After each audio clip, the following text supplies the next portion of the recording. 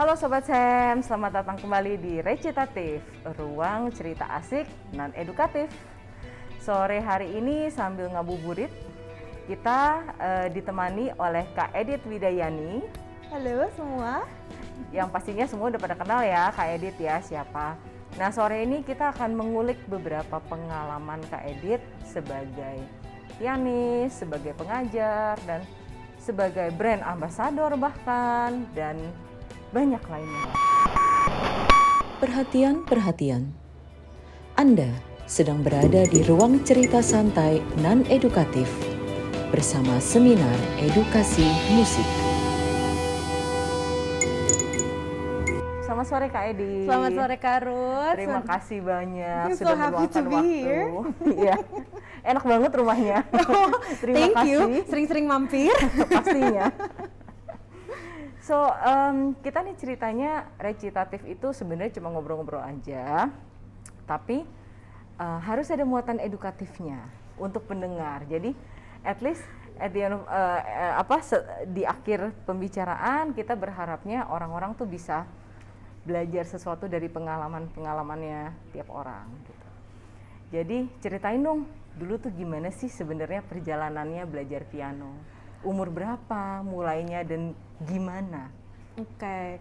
Jadi dulu itu pas lagi kecil, mulai belajar piano itu umur 3. Dan saya dulu mulai di Yamaha. Karena mungkin juga generasi saya, mungkin kalau dibandingin sama yang sekarang ya gitu loh. Maksudnya kan option juga mungkin kayaknya masih jauh lebih terbatas dikit, mungkin ya, dibanding option-option yang zaman sekarang gitu loh. Jadi dulu tuh saya mulai di Yamaha KMA, umur-umur kecil-kecil, tepok-tepok, nyanyi-nyanyi gitu kan.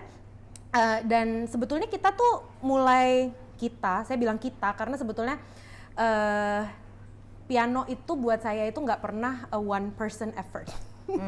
Kenapa? Karena peran orang tua, kalau misalnya teman-teman ada yang pernah ketemu sama mama saya, itu pasti tahu gitu loh, maksudnya bahwa dulu yang nganterin saya les piano segala itu tuh adalah mama saya sendiri gitu.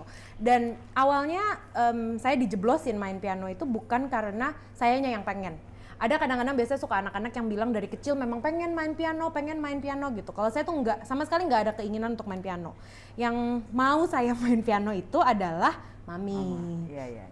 Jadi normal sih kalau menurut saya ya, banyak karena kita anak-anak, gimana ada sih anak umur 3 terus mami tiba-tiba mau, ya mungkin kalau sekarang ada, tapi mungkin kalau zaman dulu kan kita nggak mainan gadget, nggak ngelihat YouTube, nggak ini nggak itu, jadi kita juga nggak terlalu segitu banyaknya option. Jadi pada saat itu saya dimasukin ke sana itu orang tua yang masukin, dan lucunya adalah karena guru-gurunya yang excited.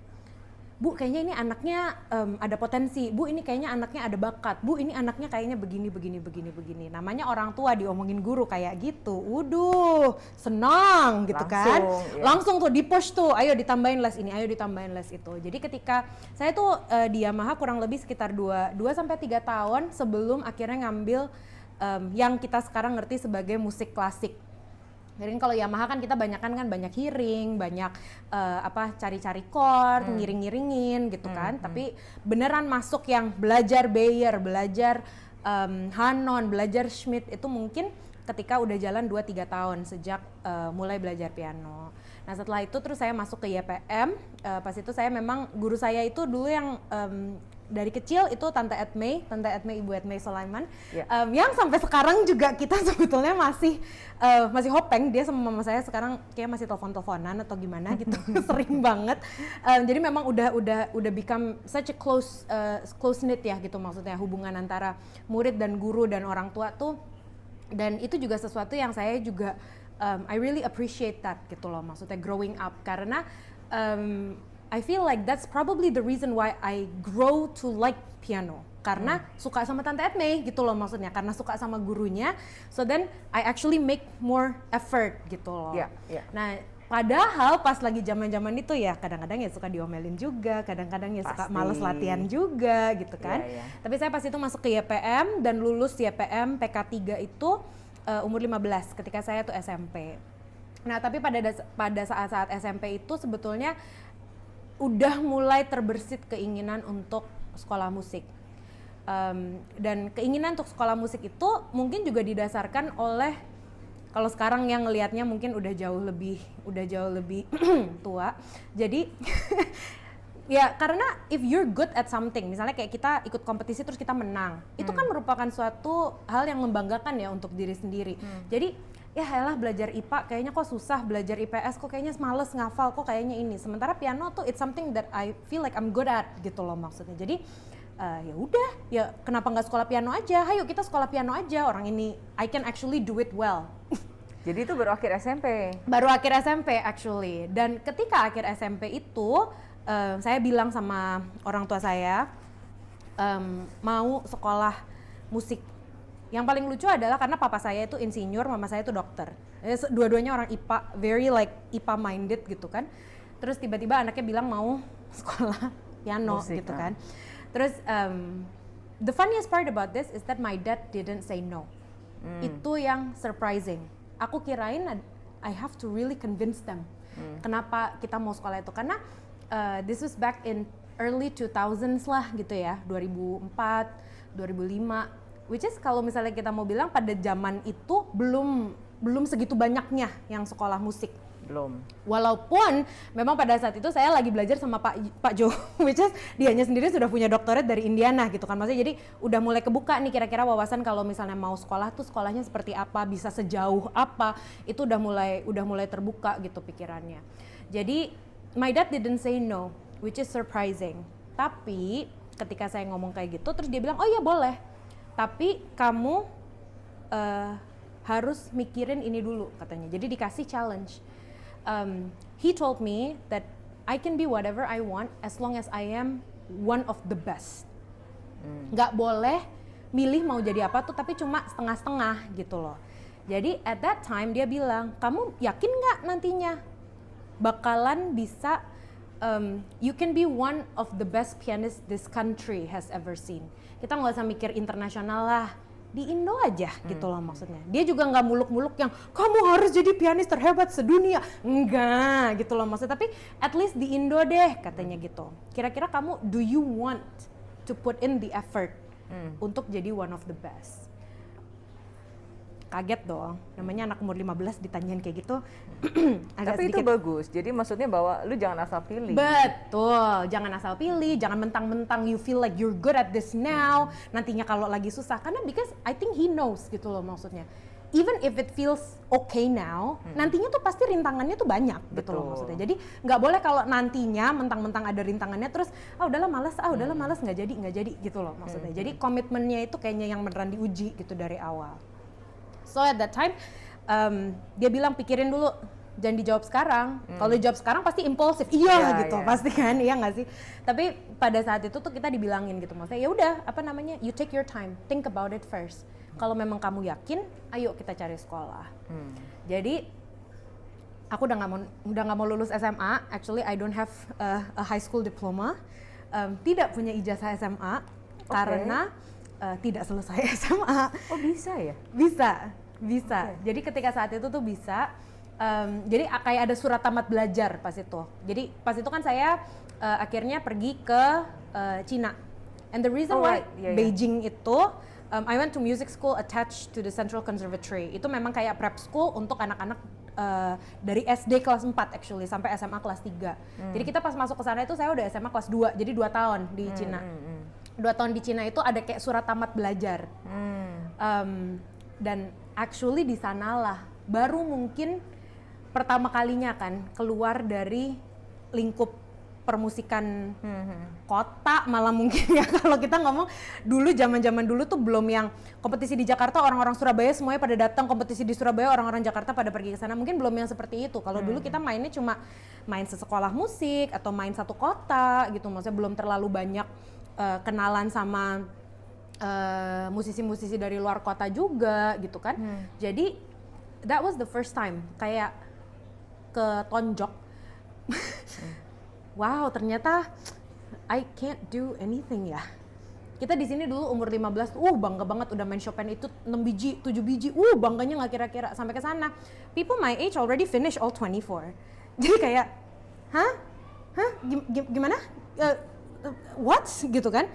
Kita ngerasa di sini I feel good about who I am here. Ketika ke sana, and then I was like, Oh, begitu. Jadi it was the first time that I felt like I have to work really hard at piano. Kalau dulu pas lagi di sini tuh ngerasanya it was my refuge from school gitu loh. Jadi kalau lagi kesel sama sekolah, and then I ke piano Pelarian, gitu loh iya. maksudnya. Tapi kan kalau orang-orang di sana yang udah beneran sekolah musik, they live, breathe, eat, sleep music kan gitu loh, maksudnya Yeah. 24 hours a day gitu loh, maksudnya nggak ada momen-momen dimana mereka tuh nggak mikirin musik gitu loh. Nah ketika saat itu actually I was shocked. I was completely shocked. Dan my teacher was a very hardcore grandma.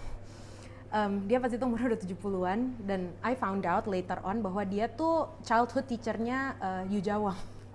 Oh, oke. Jadi, and then imagine if she teaches somebody like Yuja, and then she met me. Jadi, langsung kan, insecurity, udah kemana-mana gitu loh maksudnya. Yuja ketika umur berapa mainnya kayak apa, and then I yang udah umurnya 15, 16 at that time, and then main kayak gini. So, I was stressed.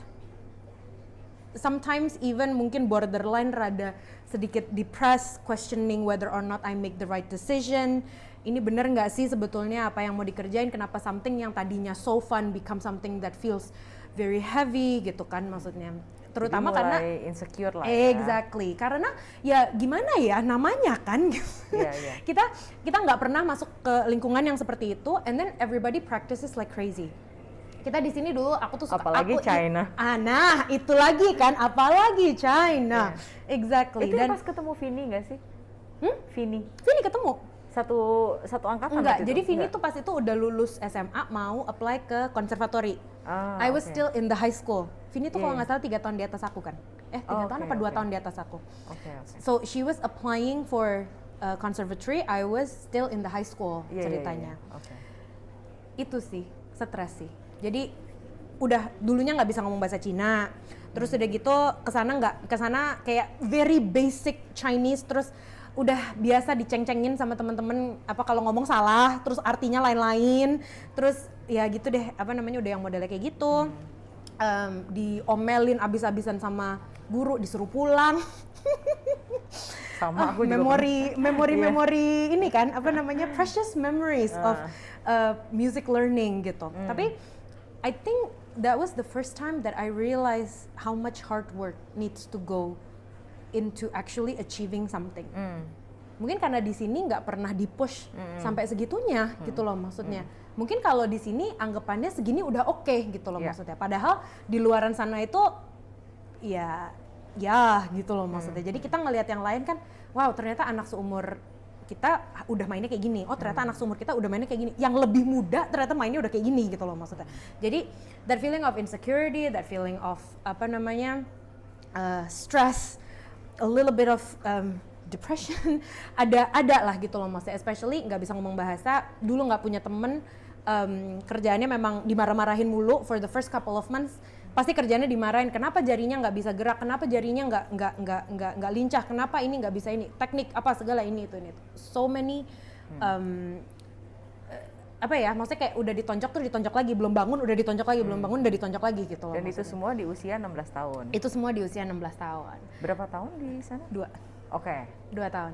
Tapi the funniest part about this adalah after a month of being there, itu kita tuh ada satu libur nasional, which is liburnya tuh seminggu. That was actually the lowest point of my life, I think. If I can look back now, that was the lowest point. Karena kalau misalnya kita cuma sendiri, kita ngerasa kita sendirian, tapi di sebelah-sebelah tuh masih ada orang, masih rame, masih ini, masih itu. Somehow tuh we feel less alone. Tapi ketika itu pada libur dan mereka semua pulang ke kampungnya masing-masing gitu loh maksudnya. I remember it was October. Dan kitanya sendiri masih belum yakin itu sebetulnya ini tuh pilihan yang tepat atau enggak. Terus and then everybody's gone, kita nggak punya kelas, nggak pergi ngeles, nggak apa. Ruang latihan di sekolah tutup. Then you really feel like you're alone. Dan actually at that time I contemplate whether or not I want to come back.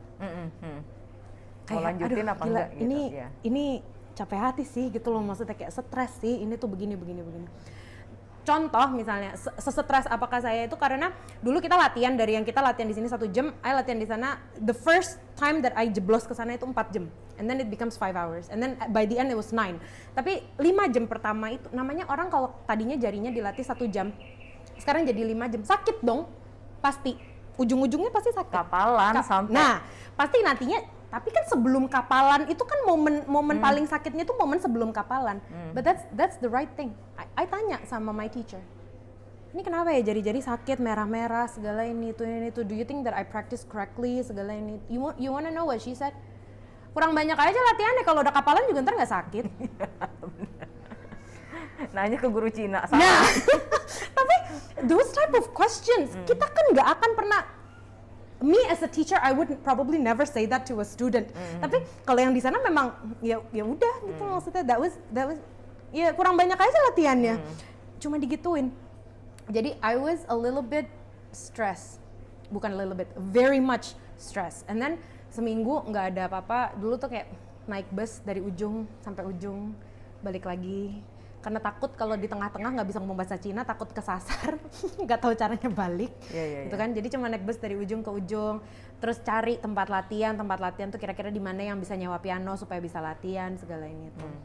So, tapi by the end of my first semester, which is 4.5 months, kita kan kalau di sana Sincia tuh balik ke sini, Februari balik ke sini. Surprisingly, kalau dulu di Indo sekolah, abis libur tuh nggak pengen balik ke sekolah. Aduh liburnya kurang lama. That was the first moment that I felt like I want to go back to school. Tapi mungkin juga karena I like music, probably more than I realized gitu loh maksudnya. Tapi that was the first time that I was like, aduh pengen cepet-cepetan balik. Padahal di sana diomelin, padahal di sana stres, padahal di sana depressed. Tapi actually I want to go back gitu loh. Because I know that whatever it is that I am doing over there, it's actually beneficial for me, gitu loh maksudnya. Mungkin kalau di sini, ya tapi kebayang lah kalau latihan 1 jam sama latihan 5 jam, ya obviously yang sana pasti 5 kali lebih cepet lah improve-nya daripada yang it's just basic logic aja kan gitu loh maksudnya. Dan I feel like I started becoming better. Dan becoming betternya tuh noticeable by myself because it was quick. Jadi that was the first moment yang aduh kenapa liburnya kelamaan, aduh pengen cepetan balik, kapan ini balik ke Cina gitu. Jadi kayak emang sengaja seneng kali gitu ya di abuse apa gimana, tapi that was something yang for me I've never had that feeling before. Dan actually in China juga lah yang akhirnya mempertemukan aku sama guru aku yang di US. Masterclass atau? Yes, jadi dia datang memang ke Cina sering bikin masterclass buat rekrutmen juga, mungkin ini itu, and then I took a masterclass with him and then he likes me. Jadi karena mungkin dia seneng karena I bisa ngomong bahasa Inggris. Oh iya, yang di sono kan pakai translator kan. Betul. Kalau for me we just have lessons like usual. He finally can have lessons like usual, nggak harus nungguin translatornya ngomong, and he was very happy about it. Jadi ketika the moment he actually went to my school every single semester. Jadi there was a couple of times that I setiap semester kali. Jadi I met him every semester gitu. Dia di sana mungkin seminggu. Rutin berarti. Jadi dia mungkin di sana seminggu kan, pagi ngajar, sore ngajar, pagi ngajar, sore ngajar. And then I'm only meeting him like 1 hour gitu loh, maksudnya kan dia kan ngasih masterclass kan ke murid-murid satu sekolah ya gitu istilahnya. Tapi I met him once every semester, and then when it's time for me to apply for university, I tanya, what are the chances, like if you see somebody like me, what are the chances of me going to the States to study? Terus dia tanya, kenapa kamu mau ke Amerika? And then I was like, because I can only speak English. Kalau mau menerusin ke Cina juga nggak bisa, orang nggak bisa nulis bahasa Cina gitu kan.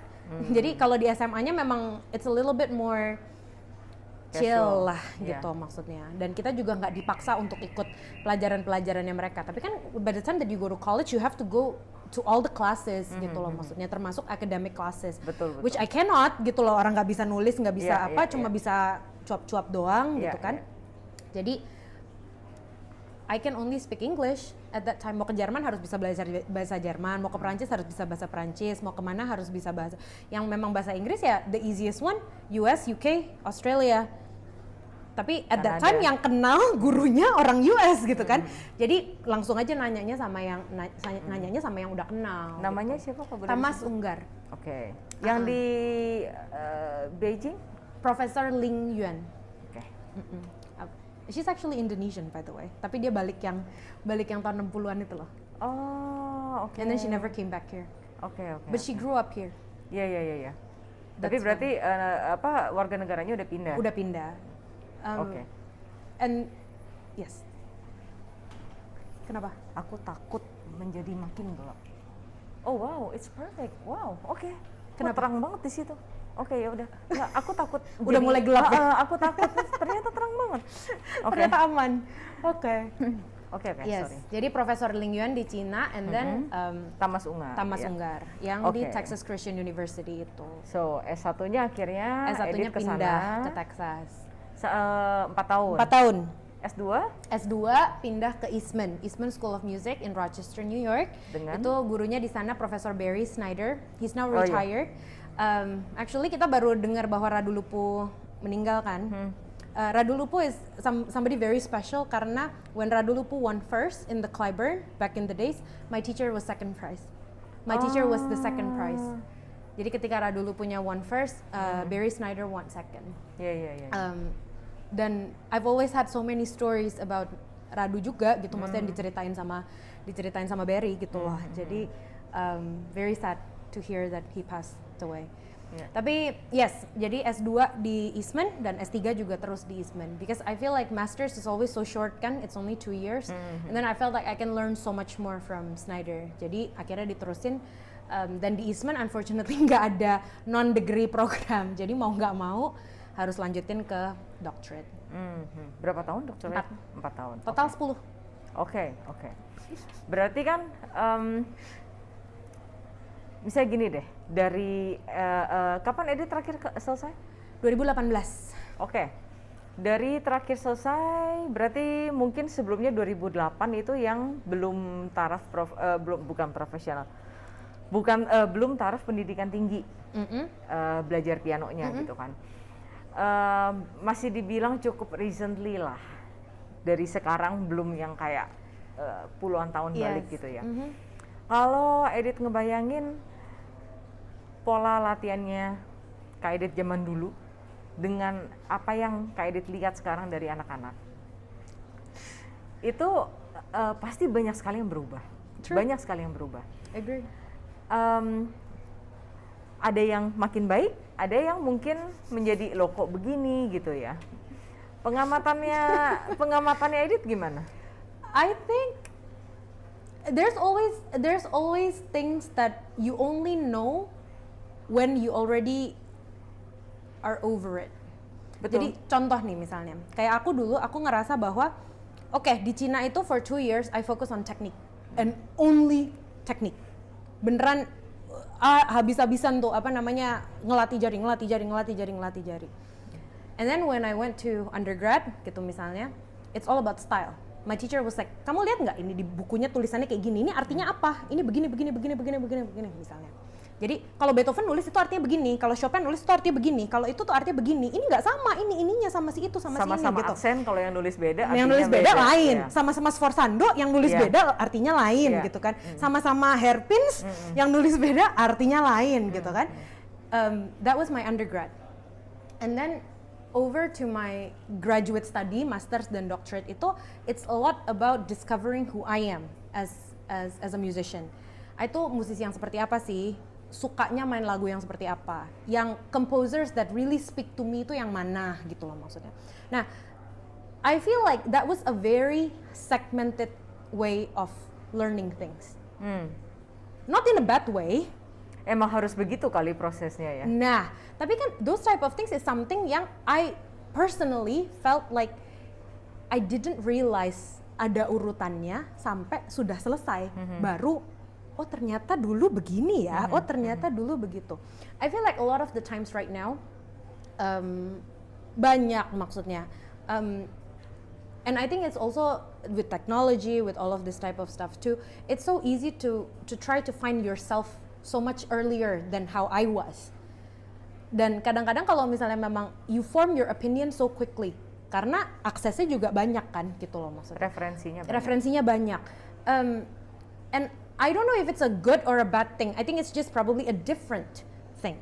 Tapi I see a lot of not a lot ya, maksudnya tapi in general itu banyak yang memang they don't spend enough time developing that particular step by stepnya itu.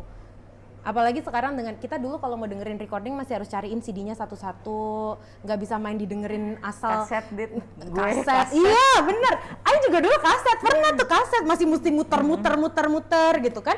Kaset, CD, terus CD pun juga kita nggak bisa. Right now it's so easy, you tinggal make a playlist Beethoven Sonata yang ini kalau si Shift yang main kayak apa, kalau si Kempf yang main kayak apa, kalau si siapa main kayak apa, itu gampang banget kan.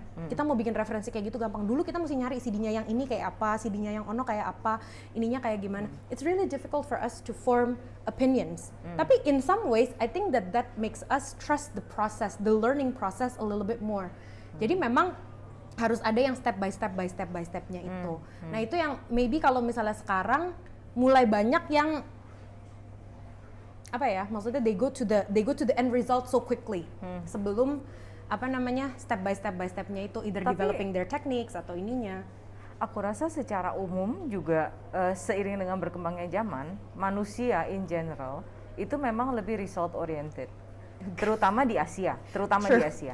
Jadi memang masih sangat sulit untuk melihat apa ya, value the process itu sangat susah. Jadi result oriented itu sangat gampang karena kelihatan. Exactly. And I felt like sama mungkin satu hal lagi yang I feel like my observations here mungkin how fast we go through pieces. Kalau zaman dulu aku di sana itu we practice really hard, but then we go through pieces very quickly as well. Betul. Kalau di sini tuh kayak satu orang so comfortable with playing one piece for a year. Iya, bener. Betul. I was like, how can you have a sample of somebody's style, a composer's style, if you play one Beethoven sonata, sementara dia nulis 32. You have to immerse yourself in more than just one, especially if it's only one movement, not even the whole sonata gitu loh maksudnya. Dan of course I understand when kalau digodok lama, ya of course makin lama bumbunya makin meresap.